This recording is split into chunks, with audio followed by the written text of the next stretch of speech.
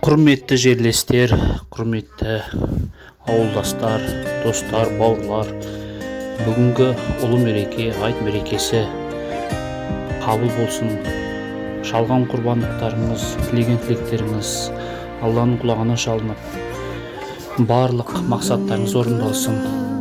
Әр шаңырақта тек қана шаттық, береке орнасын.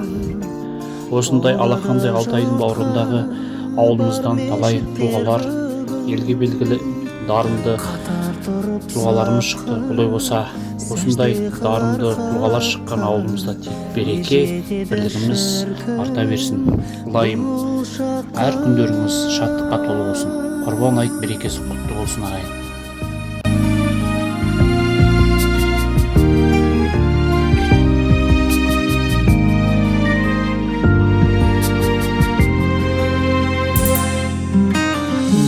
Жайнап өмір шалқиды көңіл, әзірле бір үй ас сусын небір.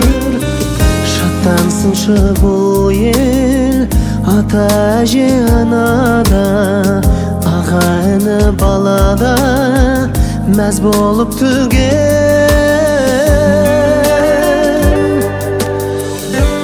Құрбан айт мереке келсе кенде басы қатың, ырыс құт береке жақсылыққа шашылатын.